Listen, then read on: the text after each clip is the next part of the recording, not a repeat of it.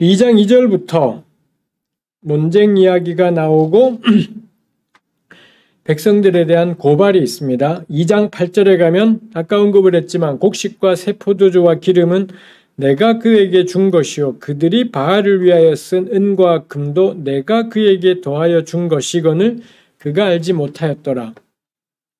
가 있지요. 이스라엘은 그들의 삶에 필요한 이런저런 것까지 다 하나님께로부터 온 것이지만 그걸 알지 못하고 바알로부터 받은 것이다라고 생각을 하는 것이죠. 그에 대해서 하나님이 이 모든 것을 다 빼앗고 모든 것을 다 폐하리라 심판에 관한 말씀들을 선포하는 것이 있습니다. 이 바알 신앙하고 이 물질적인 풍요로움하고 단단히 결합되어 있고 호세아도 그런 이야기를 하지만 하나님께서도 그 백성에게 가령 광야에서 만나를 내리시고 메추라기를 주시지 않습니까?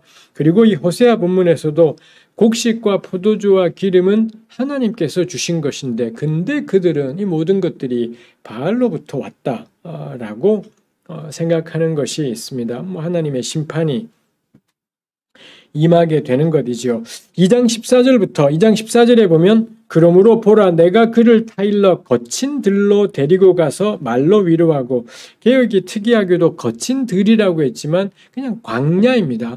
이스라엘이 출애굽에서 걸어갔던 그 광야 똑같은 단어가 쓰여 있어서 저는 광야라고 하는 게 좋은 것 같아요. 그래서 다시 광야로 데려가서는 거기에서 그리고 15절에 가면 애굽 땅에서 올라오던 날과 같이 하리라. 그래서 호세아 같은 예언자는 하나님과 이스라엘이 같이 걸었던 광야 시절이 좋았던 시간이라고 생각을 해요. 이런 경향은 예레미야에게서도 볼 수 있습니다. 예레미야는 그 광야 시절을 하나님과 이스라엘의 신혼 시절 이런 식의 뉘앙스로 표현하고 있기도 한 거지요. 호세아 역시 마찬가지 다시 광야로 가서 거기에서부터 광야에는 아무것도 없으니까요. 임금도 없고 문명이니 뭐니 없고 이스라엘이 먹을 것이 없을 때는 만나가 내리는 거고 메추라기가 내리는 거고 마실 것이 없을 때는 반석이 깨져서 물이 나오게 되는 것인 거고 그야말로 하나님과 이스라엘이 완전하게 결부되어 있던 이스라엘의 모든 삶이라는 것이 야훼 하나님 한 분께 전부 결속되어 있던 그게 이 광야 시절 이라는 것입니다. 그러고는 18절에 가면 그 날에는 내가 그들을 위하여 들짐승과 공중의 새와 땅의 곤충과 더불어 언약을 맺으며 또 이 땅에서 활과 칼을 꺾어 전쟁을 없이 하고 그들로 평안히 눕게 하리라. 사람하고만 언약하지 않지요. 들짐승, 새, 곤충과 더불어 언약. 이건 노아 언약을 떠올리게 하는 창세기 9장 역시 피조 세계 전체가 하나님과의 언약 대상이 되는데 호세아서 역시 호세아가 그리고 있는 미래 역시 이 동물들까지도 포함이 되는 그런 언약을 이야기하는 것이 있지요. 호세아 시대 사람들은 이런 정도의 언급들이 있었겠지만 21세기의 오늘에 와서는 이런 구절들이 좀 더 중요성이 더 부각되는 것이 있습니다. 오늘 우리는 수많은 과학자들이 환경이나 기후를 연구하는 학자들이 이 지구의 수명이 얼마 남지 않았다고 이런 식으로 살아간다면 정말로 우리 환경, 기후는 몇십 년 내로 붕괴될 수 있다라는 경고들이 계속 있지 않습니까? 그래서 호세아에 나오는 이런 구절들, 창세기 9장의 노아 언약은 오늘 우리에게 100년 전에 지구에 살던 이 땅에 살던 사람들이 아니라 오늘을 살아가는 우리들에게 이 본문들은 더 특별한 의미를 가지는 것이겠다 싶습니다. 지구의 주인이 사람만은 아니다라는 것. 하나님의 언약 맺은 사람은 인간만이 아니라 이런 동물들도 하나님의 언약 대상이었다라는 걸 생각할 때 인간이 끝도 없이 환경을 지배하고 제멋대로 하는 것은 언약을 파괴하는 이 행동이구나라는 것을 생각하게 되는 것이 있지요. 전 교회가 이 문제를 빨리 대응할 수 있으면 좋겠다 싶습니다. 성경은 환경을 얼마나 중요하게 생각하는지가 이런 것들에서 나타나지 않습니까? 사람이 지구의 주인이 아니라 동물도 함께라고 분명히 성경적인 근거도 있기 때문에 저는 교회야말로 환경에 대한 중요성을 누구보다도 강조할 수 있는 사람, 하나님의 말씀하고 연관되기 때문에 누구보다도 절박할 수 있는 사람이다 싶습니다. 첫머리에 우리 교회가 붙잡아야 될 건 영원한 이야기를 특수화, 구체적으로 표현한 육화된 진리라야 된다 뭐 이런 걸 했습니다만 전 사실 요즘에 우리 교회가 정말 견고하게 붙잡을 게 환경과 연관한 가르침들이 교회 공동체 안에서 설교되고 선포되고 이 환경을 고려하면 겁나 불편하지 않습니까? 쓰레기 분리수거가 뭐건 간에 굉장히 번거로워져요. 그거를 하나님과의 관계 때문에 우리를 사랑하신 예수 그리스도의 은혜 때문에 그 불편하고 번거로운 환경을 지켜내는 일을 애쓰는 집단, 저는 그 교회다.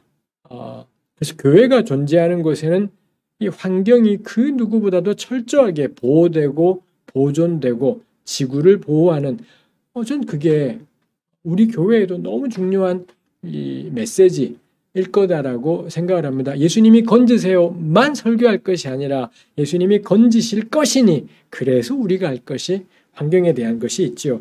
그 다음에 그런 날에는 활과 칼이 꺾여지고 전쟁이 없어지잖아요. 예언자들의 공통된 전망입니다. 전쟁 없는 세상에 대한 기대가 있지요. 이것도 역시 우리 시대하고는 더 특별하지 않습니까?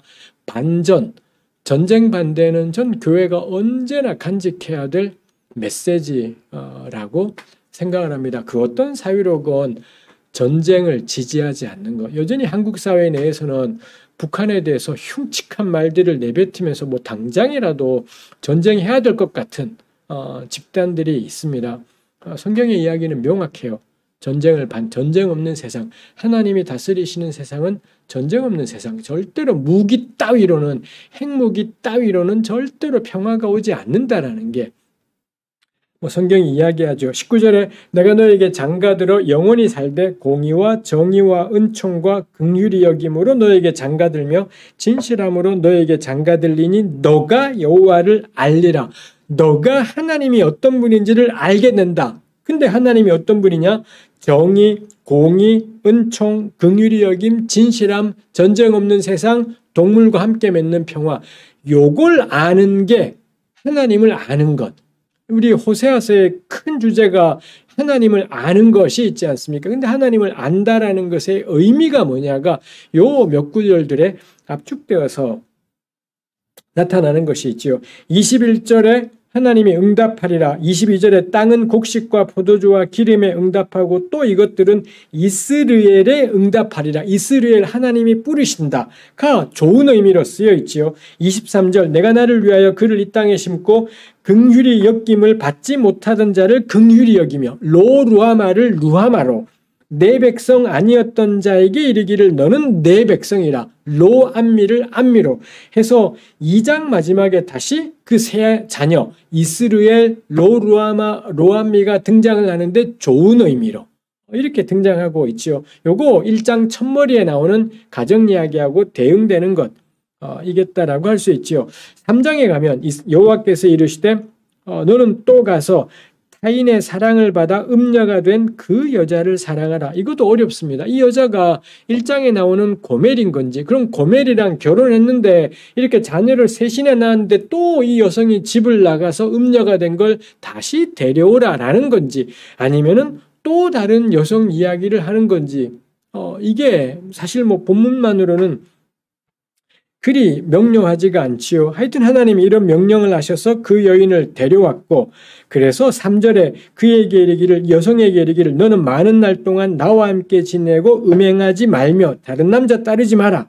이렇게 하지 않습니까? 많은 날 동안 우리 둘 잘 지내보자. 이랬던 거고 근데 그게 4절에 가면 이스라엘 자손들이 많은 날 동안 왕도 없고 지도자도 없고 제사도 없고 주상도 없고 에봇도 없고 드라빔도 없이 요 3, 4절을 보면 많은 날 동안이라는 공통된 표현이 있고 뭐뭐 없이 딴 남자 없이 지내자 음행 없이 지내자 하지 않습니까? 근데 그게 4절에 가면 왕, 지도자, 제사, 주상, 에봇, 드라빔 없이 요거 대응되는 것이지 않습니까? 결국 음행이 의미하는 게 뭔가요? 딴 남자가 의미하는 게 뭔가요?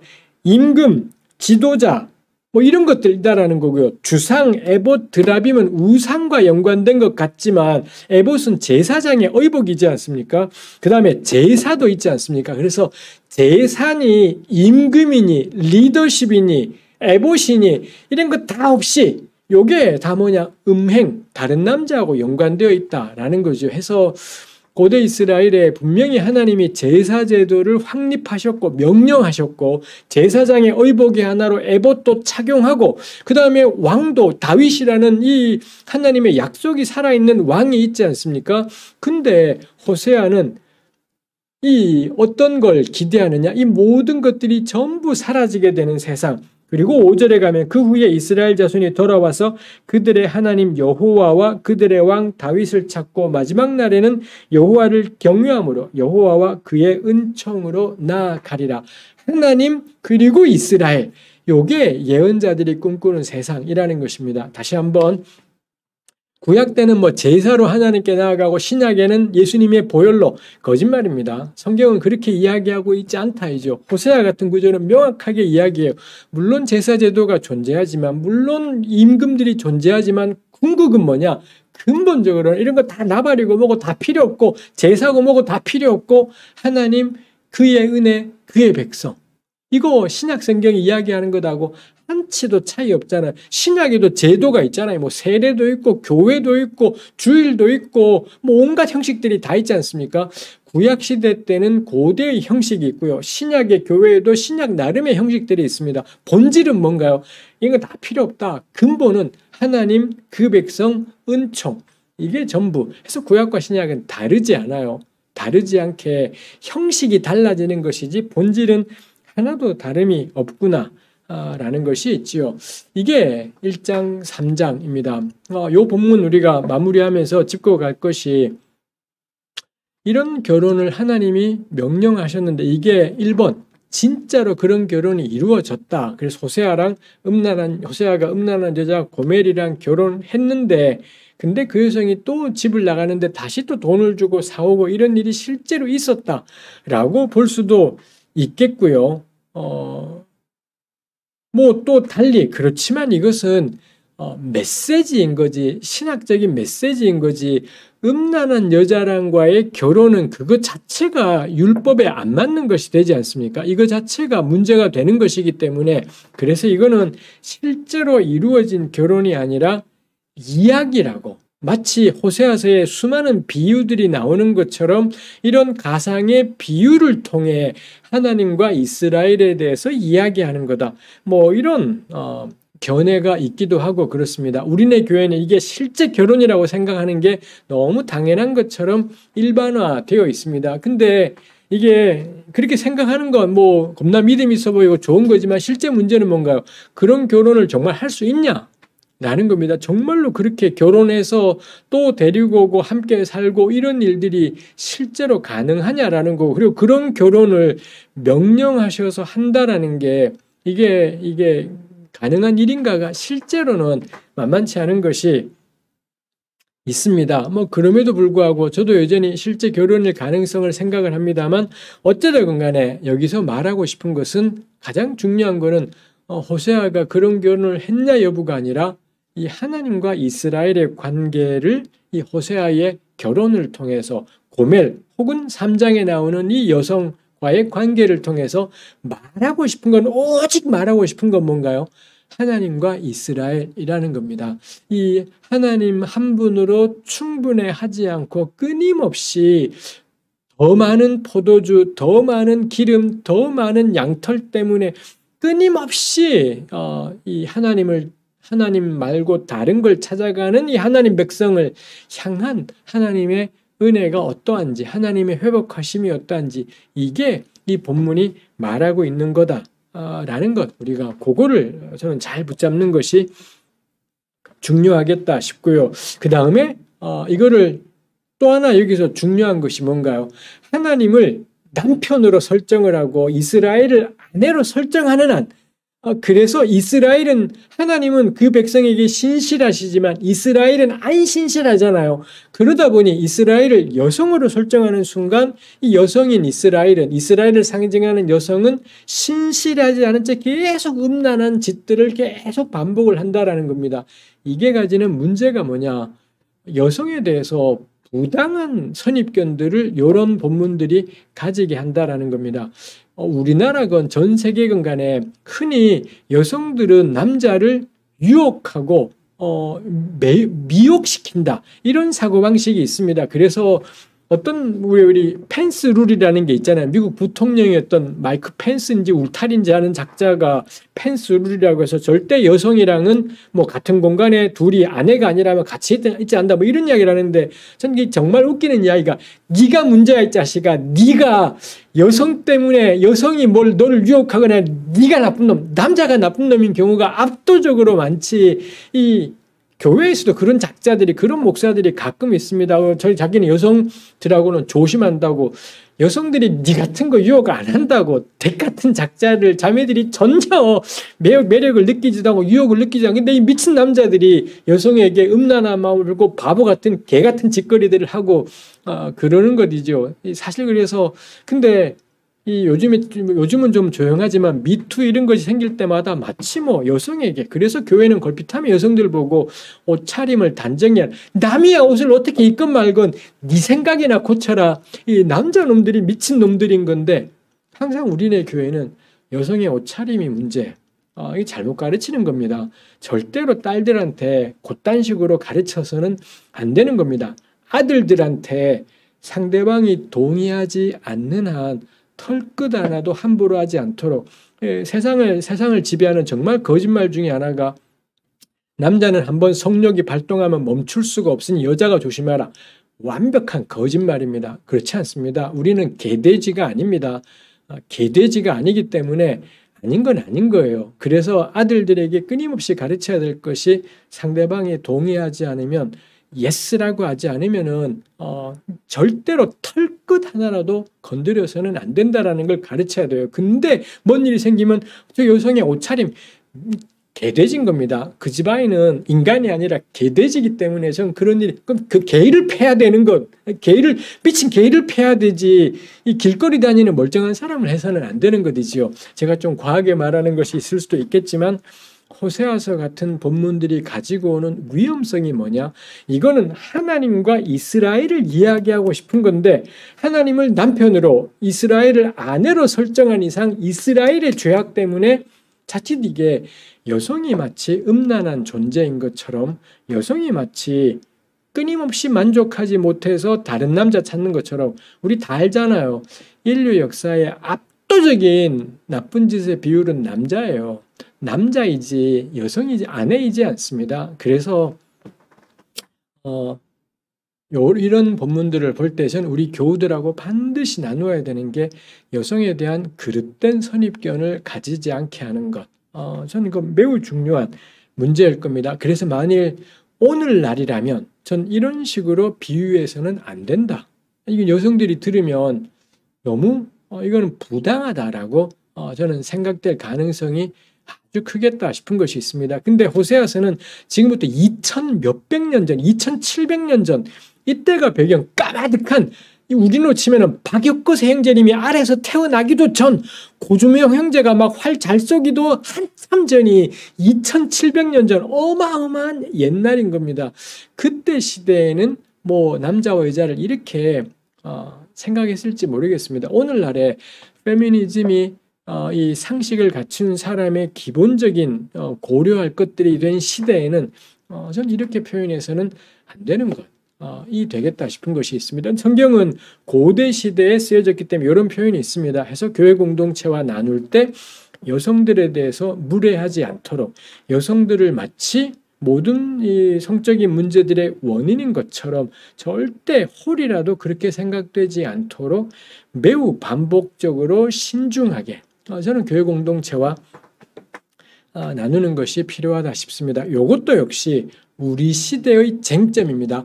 50년 전만 해도 이런 거는 우리 사회에서 쟁점이 아니었었어요. 근데 지금은 우리 교회 청년들이나 혹은 30, 40대 여성들 가운데 이런 문제의식들을 가진 사람들이 굉장히 많다라는 겁니다. 그들을 향해 여자들은 옷차림 단정하게 하세요.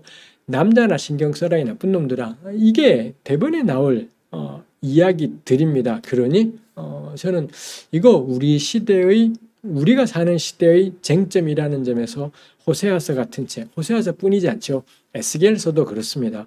에스겔서 같은 책을 볼 때 저는 오늘의 설교자들은 굉장히 유의하고 예민하고 조심스럽게 본문을 오늘의 공동체에게 나누는 것이 필요하겠다 싶은 것이 있습니다. 1장 3장 이야기였었고요. 아까 말씀드린 것처럼 여기 내용들은 4장 이후로는 일체 언급조차도 되지 않습니다. 완전히 딴 사람인 것처럼 4장부터의 내용이 나오지요. 우리 이후 본문에서 4장 1절에 이스라엘 자손들아 여호와의 말씀을 들으라. 여호와께서 이 땅 주민과 논쟁하시나니 이 땅에는 진실도 없고 인애도 없고 하나님을 아는 지식도 없고, 이런 표현 자체는 그럼 있어야 되는 것은 뭐냐? 정말 여기에 있어야 되는 것은 뭐냐? 인애와 진실, 그 다음에 하나님 아는 지식, 이거야말로 있어야 되는 거다라고 이 본문이 이야기하는 것이 있죠. 결국 하나님을 안다라고 할 때 뭐가 있는 거냐? 진실이 있는 거예요. 여기 진실이라는 단어는 달리 진리라고 번역되기도 하는 것입니다만, 겉과 속이 다르지 않음, 이 사람을 대할 때나 저 사람을 대할 때나 한결같음, 이런 것들이 진실 혹은 진리인 거고요.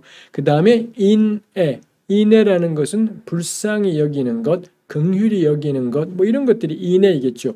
이걸 아는 게 하나님을 아는 거다 라고 표현합니다. 그래서 이런 표현들은 예레미야서에도 그런 말씀이 있지 않습니까? 예레미야 9장 24절에 보면 자랑하는 자는 이것으로 자랑할지니, 거기서도 역시 하나님을 안다라는 게 있습니다. 하나님을 안다라는 건 뭐냐? 여호와께서는 이 땅에서 사랑과, 거기 사랑이 여기서 인애로 번역된 그 단어입니다. 사랑과 정의와 공의를 여호와께서 이 땅에서 행하는 분이신 것을 아는 것이, 그게 하나님을 기쁘게 한다. 이런 표현이 예레미야 9장 24절에 있지요. 2장 19절에도 공의와 정의, 은총, 긍휼히 여김, 진실함, 이런 단어가 있었고, 그리고 4장 1절엔 진실, 인애, 하나님 아는 지식이 있어서 요거 2장 19, 20하고 연관이 되고 예레미야 9장 24절하고도 연관되는구나 라는 게 있습니다. 우리한테 있어서 하나님을 아는 지식, 그러면 우리 어떤 것 떠오르십니까? 성경 겁나 열심히 읽어라, 기도 많이 해라, 예배 열심히 드려라, 전도해라, 이런 것들이 나오지 않겠습니까? 근데 호세아는 그렇게 풀어가지 않습니다. 진리, 진실 혹은 인내, 그리고 2장에서는 정의와 공의, 이런 것하고 하나님 안다라는 것이 연결되죠. 이런 건 하나도 없고 뭐가 있느냐? 2절에 보니 오직 저주, 속임, 살인, 도둑질, 간음, 포악, 피. 요것도 마찬가지입니다. 예배 안 드림, 이런 이야기가 나오지 않아요. 기도 안 함, 이런 이야기가 나오지 않습니다. 이게 전부 다 관계를 파괴하는 일들. 이 피가 피를 뒤잇는다라고 해서 온 사회 안에 힘 있는 사람들이 힘없는 사람들을 짓밟아 버리는 것, 폭력이 지배하고 권력이 모든 걸 휩쓸어 버리는 이런 것들에 대해서 고발하는 것이 있더라는 거죠. 2절을 보면 1절에 진실, 인애, 하나님 아는 지식이 어떤 것인지가 또 좀 더 또렷해지게 되는 것이 있습니다. 제가 강조해서 이야기하고 싶은 것이, 우리는 종교적인 것들을 우리네 교회는 굉장히 강조해요. 하나님을 알아라. 그 하나님 안다라는 건 뭐냐? 성경 열심히 해라, 교회 열심히 다녀라, 예배 열심히 드려라, 기도 많이 해라, 이겁니다. 호세아는 그렇게 풀어가지 않는다라는 것. 호세아가 생각할 때 하나님을 정말 알게 되면 어떤 일이 있느냐? 그 사회 안에 약자가 짓밟히는 이런 현실이 사라진다라고 그렇게 말하는 거잖아요. 그래서 우리는 자꾸 기독교 신앙을 교회 안으로 좁혀가는 것이 있습니다. 물론 교회가 진리를 배우는 곳이기 때문에 굉장히 중요하지만, 과연 기독교인들이 하나님을 더 잘 알게 되면 어떤 변화가 생기지? 우리한테서 변화는 교회에 다니는 사람의 수가 겁나 많아지는 것이 변화라고 생각을 해요. 근데 호세아는 그걸로 평가하지 않습니다. 우리 사회 안에 인애와 진실이 있느냐 아니면 저주, 살인, 도둑질, 폭력, 간음, 피 이게 가득하냐. 이게 호세아가 생각하는 이 좋은 세상과 그렇지 않은 세상의 이 기준이다 라는 것이 나와 있습니다. 그래서 우리 역시 호세아를 만나게 될 때 저는 대답할 것이 만만치 않겠다 싶은 것이 있습니다. 4장 11절에 음행과 묵은 포도주와 새 포도주가 마음을 빼앗느니라. 오직 이 백성들의 마음속에 있는 건 음행, 묵은 포도주, 새 포도주. 묵은 포도주, 새 포도주가 의미하는 건 물질인 거겠죠. 음행이 의미하는 건 요거는 이 성적인 탐욕 이런 걸 거고요. 결국 세 가지의 공통점은 끝없는 탐욕과 욕심을 이게 온통 마음을 압도하고 있다 보니 그러니 이 백성들은 이 상관하지 않는 일이더라라는 것입니다. 그럼 제사가 적어진 거냐? 예배가 적어진 거냐? 전혀 그런 인상들은 없습니다. 본문에서는 계속 무수한 제사들이 존재하지만 이런 일들이 있다라는 거죠. 4장 15절에 가면 너는 길갈로 가지 말며 벳아웬으로 올라가지 말며 여호와의 사심을 두고 맹세하지 말라가 있습니다.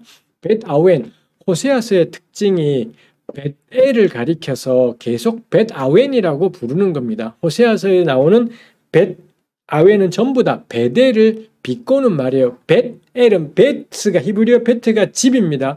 엘은 하나님이기 때문에 벳엘은 하나님의 집. 그 야곱이 돌베개 베고 잔 것하고 연관된 그 이야기인 거죠. 근데 벳아웬, 아웬 혹은 히브리 말 발음으로 아벤은 죄악이라는 그런 뜻입니다. 죄악 혹은 죄책 이런 뜻이 되는 거죠. 이 벳엘 하나님의 집을 일부러 호세아는 벳아웬 이렇게 불러서 죄악의 집, 비꼬는 말인 거죠. 마치 예를 들자면 글쎄요.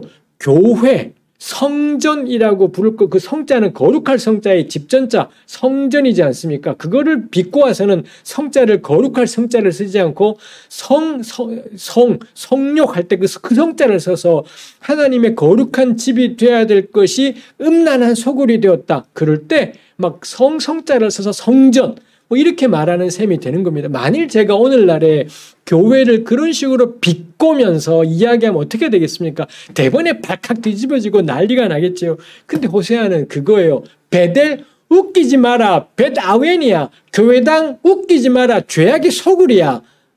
교회당 예배당 하나님의 집 웃기지 마라. 거기가 소돔이야.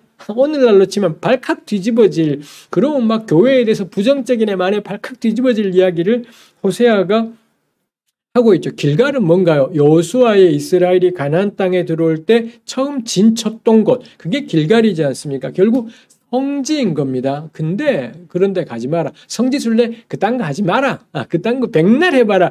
그게 뭘 바꾸는데 그거 한들 예루살렘 성지순례라고 갔다 오면 뭐가 바뀌는데 이거 지금 묻고 있는 것이죠. 그렇다고 모든 성지를 다니는 걸 다 금지하는 건 아니지만 이 말하고자 하는 바가 있죠. 여호와의 사심을 두고 맹세하지 마라. 당연히 하나님의 살아계심이야말로 성도의 근거잖아요. 그 땅 가지 마라.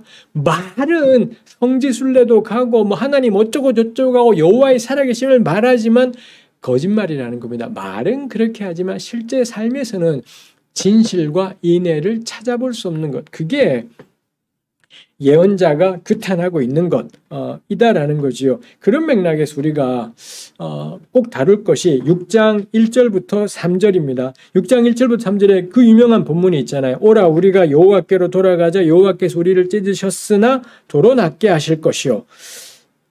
우리를 치셨으나 싸매어 주실 것임이라. 이런 말씀이 거기에 이어지는 것이 있죠. 여호와께서 이틀 후에 우리를 살리시며 셋째 날에 우리를 일으키시리니 우리가 그의 앞에서 서리라. 그러므로 우리가 여호와를 알자. 힘써 여호와를 알자. 그의 나타나심은 새벽빛같이. 요 말씀이 있습니다. 놀랍게도 우리 요 말씀 우리 복음성가 가사로 쓰여지기도 하고 그렇죠. 그 바로 앞부분에 14절에 5장 14절에 보면 내가 에브라임에게는 사자 같고 유다 족속에게는 젊은 사자 같으니 바로 내가 움켜갈지라. 거기 움켜가다가 6장 1절에 여호와께서 우리를 찢으셨으나 찢다 하고 똑같은 동사입니다.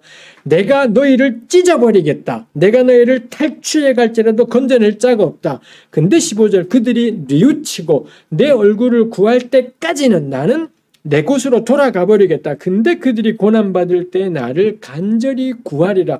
그러고는 오라 우리가 여호와께로 돌아가자인 것이니 하나님의 말씀에 따라 이 백성들이 여호와를 간절히 구하면서 우리 하나님께로 돌아가자.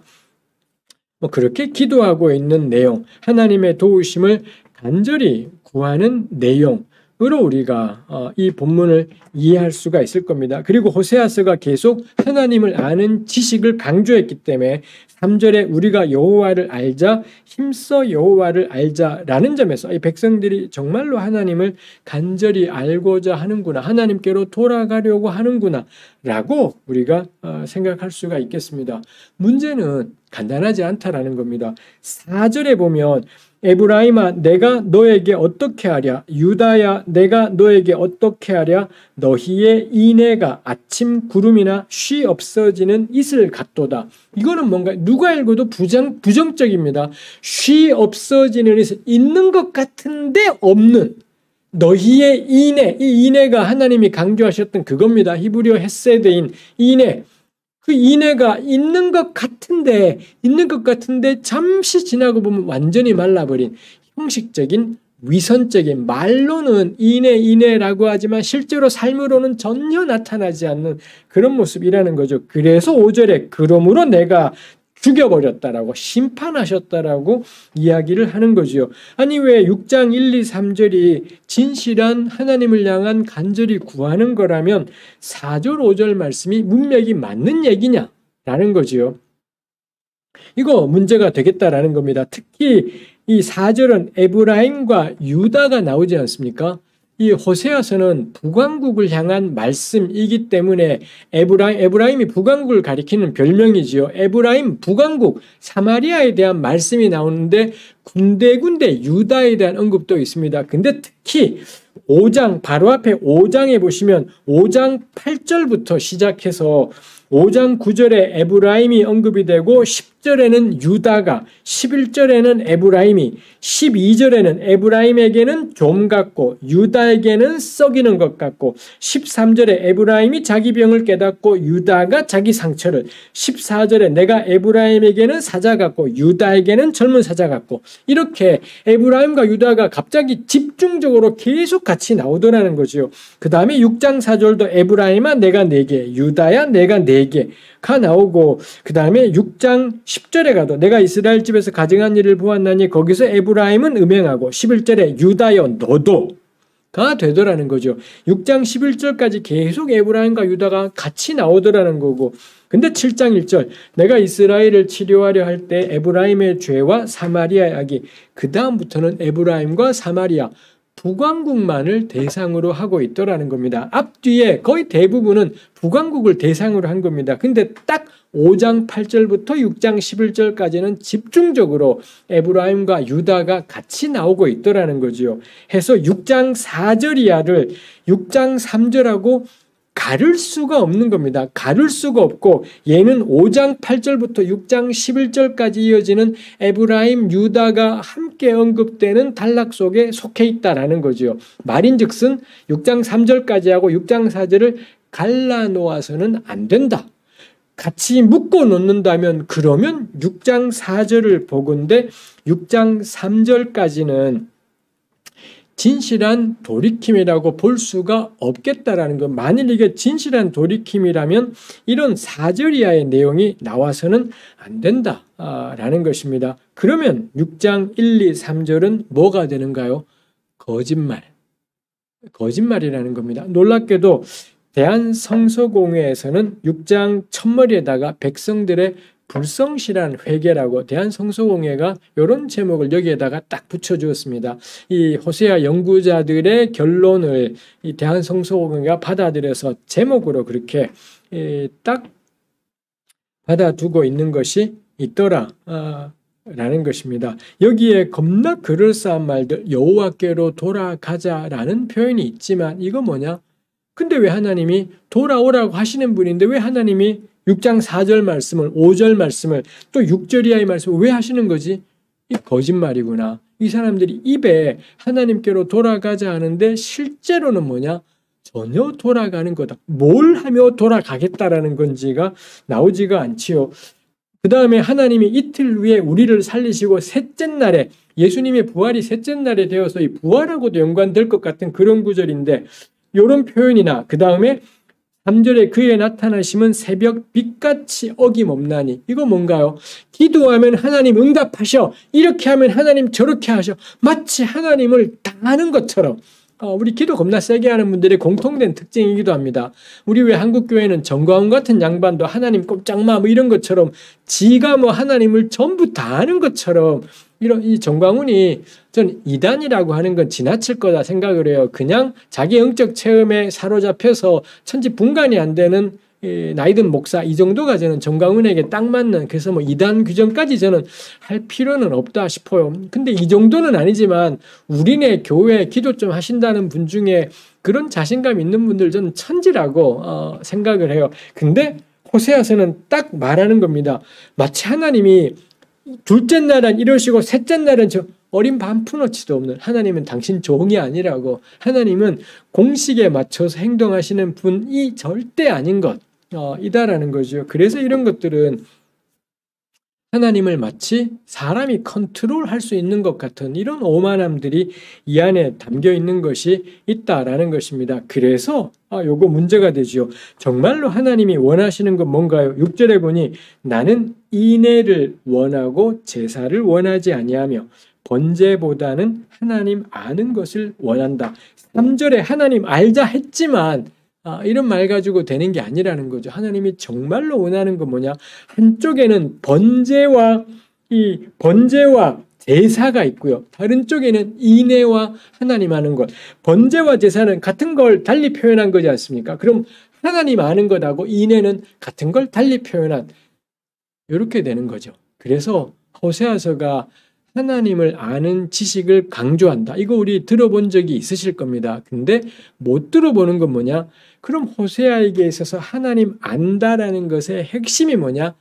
인애를 아는 것. 그 인애는 하나님을 사랑하는 인애이기도 하고 이웃을 사랑하는 인애이기도 하고 그렇습니다. 그 아래도 7절에 그들은 아담처럼 언약을 어기고 나를 반역, 8절에 악을 행하는 자의 고울 피발자국, 9절에 강도떼가 사람을 기다림같이 제사장의 무리가 세겜길에 살이 전부 사람과의 관계이지 않습니까? 그래서 6장 6절에 있는 인애는 하나님을 향한 사랑이기도 하고 이웃을 향한 사랑이기도 합니다. 그게 하나님을 아는 것입니다. 예배로 결정되는 게 아니라 성경 더 읽는 걸로 기도 세게 하는 걸로가 아니라 어떻게 사람을 사랑하며 사람과 함께 살아가느냐. 그게 호세아가 말하고 싶은 인애. 그래서 4장 1절에 인애가 없다. 하나님 아는 지식도 없다. 거기도 그렇게 나오는 것이지 않습니까? 그래서 정광훈 같은 사람을 보면서 절망하게 되는 건 뭔가요? 기도 많이 해서 하나님을 겁나 많이 아는 것 같은데 그분에게서 인애, 이 사람들에 대한 사랑, 가난한 사람에 대한 약자에 대한 그 아래도 전부 다 이 피가 판친다라는 거 센 놈이 이기는 세상입니다. 만일 그래서 정광훈 같은 사람이 정치에 관심이 있다면 가난한 사람을 위한 정치, 노동자들을 위한 비정규직 사람들을 위한 장애인들을 위한 혹은 이 사회에서 밀려난 사람들을 위한 이런 이야기들이 오가는 것이 맞겠다라는 것입니다. 근데 그렇지가 않기 때문에 그의 정치적인 이야기들이 허망하고 하나님을 아는 것 같은데 사실은 하나도 모르고 있구나. 이 하나님의 강조하는 인애에 대해서 하나도 모르고 있구나 생각하는 거고요. 근데 그런 정광훈의 모습이 그 사람만이냐?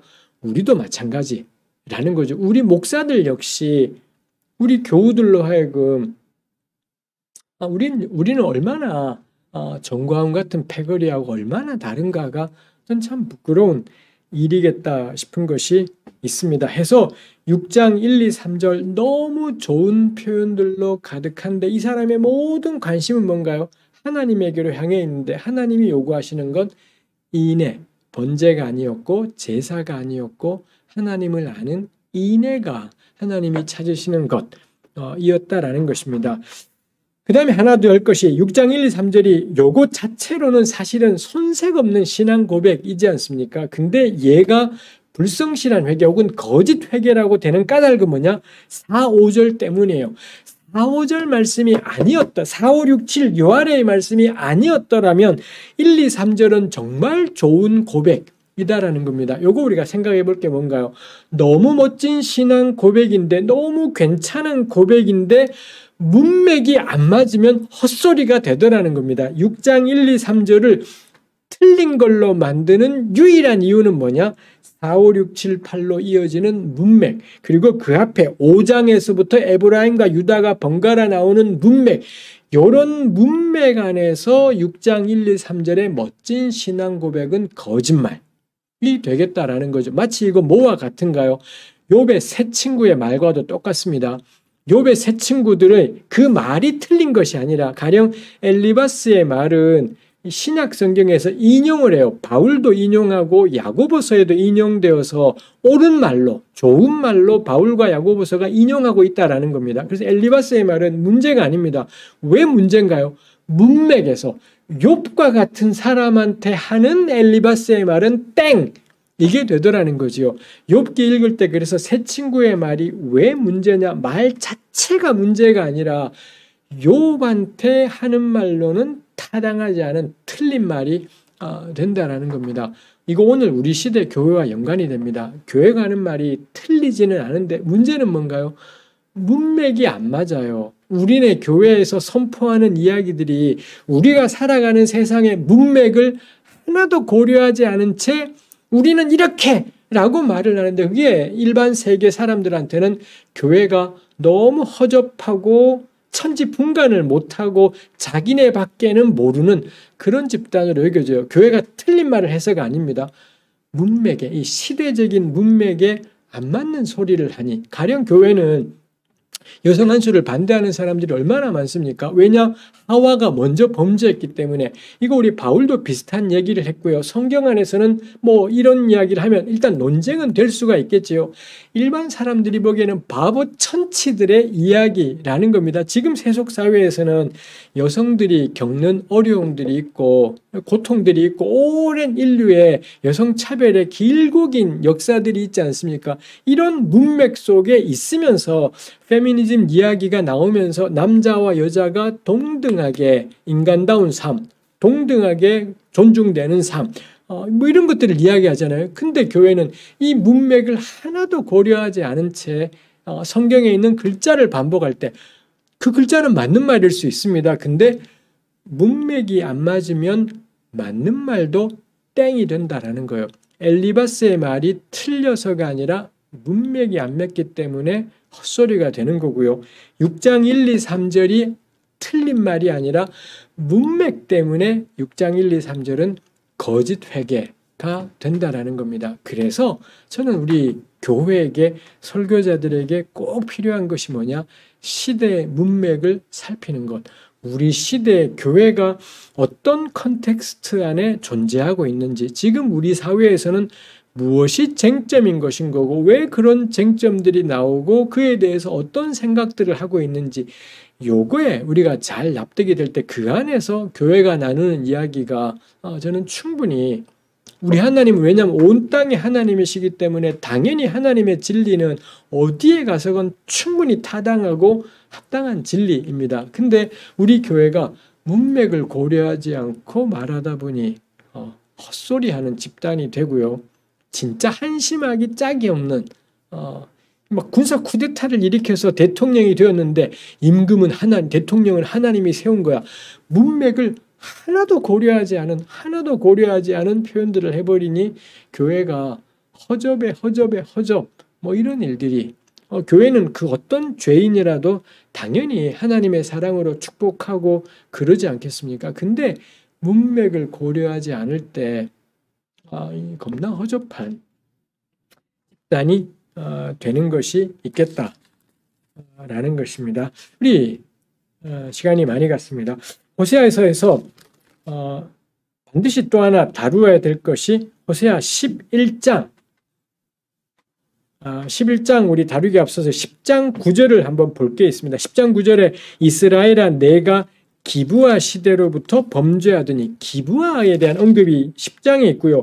9장에도 9장 9절에 보면 그들은 기브아의 시대와 같이 심히 부패한지라 9장과 10장이 모두 기브아 시대를 언급하고 있는 것이 있더라 라는 것입니다. 이게 뭐지 싶은 건데 그럼 우리가 당연히 검색해 볼 만하겠죠. 그럼 등장하는 게 사사기 19장입니다. 사사기 19장에 보면 레위인이 그 아내랑 돌아가는 길에 자기 집으로 가는 길에 도중에 베냐민 땅 기브아에 머무르게 되었을 때 어떤 노인이 친절하게 환대해서 자기 집에 모셨더니 베냐민 사람들이 기브아 양아치들이 전부 몰려와서는 레위인 끄집어내 성폭행하겠다라고 이야기하자 노인인지 그 레위인의 아내를 문 밖으로 밀어버리고요. 그러자 이 기브아에 몰려왔던 양아치들이 그 여인을 밤새 성폭행하고 그리고 아침에 레위인은 마치 아무 일도 없는 것처럼 지 혼자 집에 가겠다고 나섰다가 자기 아내가 쓰러져 있는 걸 보고 나귀에 태우고는 자기 집에 와서는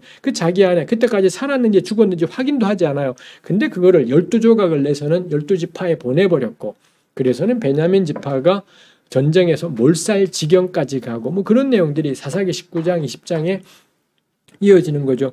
그걸 가리키는 것입니다. 그래서 호세아는 베냐민 기브아 땅에서 일어났던 일들을 염두에 두며 지금 북왕국의 형편이 뭐냐? 기브아의 범죄라는 것이죠. 그리고 10장 9절에 이스라엘에 너가 기브아 시대로부터 범죄하더니 지금까지 죄를 짓는구나. 즉 기브아로부터 한 걸음도 나가지 못한 상태구나. 이렇게 호세아가 이야기하는 것이 있습니다. 그럼 기브아 시대가 뭔가 지금 우리 호세아서 보면서 뭐 동성 성폭행, 동성 이런 거 하나도 나오지 않습니다. 호세아가 생각하는 기브아의 시대는 뭔가요? 그렇게 약자를 짓밟고 사람들이 자기 탐욕에 사로잡혀 이 자식 동성애자이지 않아요. 이 레위인을 짓밟겠다, 성폭행하겠다고 했다가 아내를 넘겨주자 아내를 윤관하는 작자들이니 동성애자하고는 한 톨도 연관이 없는 그냥 미친 놈들인 건 거죠. 자기들의 욕망과 쪽수와 세력과 힘을 동원해서 약자를 짓밟고 유린하고 모욕하는 사람들. 요게 이 기브아의 시대. 근데 호세아가 보기에는 북왕국은 기브아로부터 한 걸음도 더 나가지 않고 여전히 그 지점에 머물러서 범죄하고 있는 집단. 그러니 그들에게 하나님의 심판이 임하게 되었다라는 것입니다. 11장에서는 이스라엘을 하나님의 아들로 표현하고 있습니다. 내가 아들을 애굽에서 불러내었다. 유명한 표현이 11장 1절에 있죠. 근데 아들인 이스라엘을 하나님이 그토록 사랑하셨는데 이 아들이 바닥바닥 말을 듣지 않았다. 라는 것이죠. 아무리 불러도 돌아오지 않더라. 근데 11장 8절에 가면 에브라임이여 내가 어찌 너를 놓겠느냐. 이스라엘이여 내가 어찌 너를 버리겠느냐. 내가 어찌 너를 아드마같이 놓겠느냐. 어찌 너를 스보임같이 두겠느냐. 이 굉장히 잘 평행된 같은 짜임새를 반복하는 그런 구절이죠. 이 하나님이 에브라임을 결코 포기할 수, 이건 논리적으로는 그냥 이스라엘은 박살이 나버려야 되는 겁니다. 아무리 돌아오라고 해도 아무도 안 돌아오기 때문에 박살이 나야 되는데, 그럼 그 다음에 나올 거는 진멸, 그렇게 끝나버려야 되는데 8절, 하나님이 견디지를 못하는 겁니다. 그러고는 여기 언급된 게 아드마와 스보임, 이라는 곳이 언급되더라라는 것입니다. 이 아드마와 스보임이라는 것, 우리 신명기 본문을 찾아보면은 소돔과 고모라와 같이 멸망했던, 소돔 고모라 곁에 있던 도시로 이 아드마와 스보임이 언급되고 있는 것을 볼 수가 있습니다. 신명기 29장에 이 아드마와 스보임이 소돔 고모라랑 같이 멸망되었듯 소돔 고모라를 언급을 하는 건데 근데 왜 아드마와 스보임을 말했을까 싶은데 북왕국 사람들에게는 소돔 고모라보다 아드마와 스보임이 더 잘 알려졌던가 보다 뭐 미루어 짐작하는 수밖에 없을 것이겠습니다. 하여튼 소돔 고모라를 생각하는 겁니다. 내가 그 도시들처럼 내가 너희들을 그냥 다 불태워버려야 되겠느냐, 내가 너희를 진멸해버려야 되겠느냐, 그렇게 하는 게 마땅해요. 근데 내 마음이 내 속에서 돌이키어 나의 긍휼이 온전히 불붙어 다도다. 그 11장 8절에 나의 긍휼이 온전히라는 게 그 앞에 11장 7절에는 돌아오라 할지라도 일어나는 자가 하나도라고 번역된 히브리 말이 8절에서는 온전히 이 백성들은 돌아오라고 아무리 불러도 한 명도 안 돌아오는데 하나님은 이스라엘을 포기해야 돼요. 버려버려야 돼요. 근데 전부가 다 참을 수가 없어서 도저히 이스라엘을 버리지를 못하시는 것이 있더라라는 것입니다. 해서 9절에 하나님이 내가 나의 맹렬한 진노를 나타내지 아니하며 내가 다시는 에브라임을 멸하지 아니하리니 이는 내가 하나님이요 사람이 아님이라. 해서 이스라엘을 회복하시는 하나님의 행하심의 유일한 이유가 뭐냐? 하나님 그분 스스로의 그 백성을 향한 견딜 수 없는 마음, 이게 이스라엘을 다시 회복하시는 근거가 되는 거지요. 8절에 내 마음이 내 속에서 돌이키어, 이 돌이키어라고 번역한 게 뒤엎다라는 겁니다. 이 동사가 창세기 19장에도 나와서 하나님이 소돔을 뒤엎어버리신 것이지요. 소돔 고모라를 뒤엎듯이 아드마 스보임처럼 이스라엘을 뒤엎어야 되는 건데 하나님이 견디지를 못하신 채 무엇을 하느냐? 당신의 마음을 뒤엎어버리시는 거예요. 하나님의 마음을 뒤엎어버리시더니 내가 다시는 에브라임을 멸하지 아니하리라. 그래서 그들이 돌아오게 된다라는 것이 있지요. 해서 호세아서는 이스라엘의 회개로 말미암아 이스라엘의 회복이 임하는 것이 아니라 이스라엘을 향한 하나님의 견딜 수 없는 사랑. 그래서 하나님이 그들을 뒤엎기보단 하나님 스스로를 뒤엎기로 결정하심. 그래서 이스라엘이 회복되는 일들이 있더라라는 것입니다. 이게 호세아 가장 마지막 14장 마지막에서도 역시 아까 제가 첫머리에 나누었던 기쁘게 14장 4절에 자발적으로 내가 그들을 사랑하리니의 내용이라고도 우리가 생각할 수가 있겠습니다. 그 점에서 호세아는 이 범죄한 인간을 향한 끝없는 사랑, 그 점에서 1장부터 3장에 나왔던 그 고멜을 향한 호세아의 사랑, 음녀가 된 여인을 향한 호세아의 사랑이죠. 결국 그 음녀는 여성이 아닙니다. 여성을 이야기하는 것이 아니라 여성의 문란을 말하는 게 아니라 우리예요. 우리가 어떤 존재였었는데 어떻게 하나님의 사랑이 그 우리를 회복하는지, 우리를 돌이켰는지, 그게 호세아가 이야기하고 싶은 것이지요. 마지막 호세아서 14장 9절 누가 지혜가 있어 이런 일을 깨달으며 누가 총명이 있어 이런 일을 알겠느냐. 여호와의 도는 정직하니 의인은 그 길로 다니거니와 그러나 죄인은 그 길에 걸려 넘어지리라. 굉장히 특이하지요. 마치 잠언에 나올 것 같은 그런 표현으로 호세아서를 이 마무리 짓고 있는 것을 볼 수가 있습니다. 호세아에 담겨 있는 것은 이런 마치 일상을 살아가는 잠언 같은 이런 걸로 표현해서, 그래서 여기서 말하는 의인은 누군가요? 하나님이 어떤 분이신지를 아는 것, 그분의 인애를 아는 것, 그리고 그분의 인애를 따라 살아가는 것. 이게 이 호세아 14장 9절이 이야기하는 거죠. 의인은 그 길로 걸어간다고. 인생을 향한 하나님의 인애를 알고 그 하나님의 인애를 따라 인애를 행하며 살아가고. 이게 호세아가 이 마지막에 14장 9절 잠언 같은 한 구절을 이 자리에 놓으면서 호세아를 읽는 모든 독자들을 의로운 삶의 길로 초대하는 거죠. 이걸 왜 의인이라고 하느냐? 하나님이 누구인지를 알기 때문에 의인인 거고 그 성품을 따라 걸어가기 때문에 의인이라고 할 수 있겠습니다. 시간상 가장 마지막에 두었던 호세아서의 신학에 대해서는 달리 더 다루지는 못하겠습니다. 그렇지만 내용 자체는 우리가 이미 호세아서 전체 내용을 보면서 충분히 다루었던 것이겠다 싶습니다. 호세아 뭐 짧은 시간에 한 3시간 정도 만에 나누느라고 무척 분주한 것이 되었습니다. 마지막으로 뭐 정리를 하면 하여튼 호세아를 이해할 때 중요한 건 세 덩어리로 나누어서 생각을 하는 것, 그 다음에 각각의 심판과 구원. 근데 심판과 구원이 이렇게 배열되어 있다라는 이 짜임새를 이해하며 호세아서를 풀이하는 것이 중요하겠고요. 그 다음에 여로보암 시대라는 맥락 속에서 호세아의 말씀이 육화된 진리로 나타난다는 것. 그래서 호세아를 읽는다라는 건 오늘 우리는 그러면 이 하나님 아는 것을 인내라는 것을 우리 시대의 문맥 안에서는 어떻게 표현할지 저는 요 고민이 모든 설교자들에게 있어야 되는 고민인 것 같아요. 호세아서의 말씀을 푸는 걸로 충분하지 않지요. 호세아는 자기 시대에 이렇게 풀었고요. 그럼 우리는 우리 시대의 요 본문을 우리의 맥락 속에서 어떻게 풀어갈 것이냐, 이게 우리의 과제인 것 같습니다. 그래서 시대를 잘 관찰하고 살피고 우리 시대의 문맥을 따라 어인의 길을 나누고 전하는 것이 꼭 필요하겠다 싶습니다. 제가 나누는 호세아는 여기까지 하도록 하겠습니다. 긴 시간 들으시느라 애쓰셨습니다.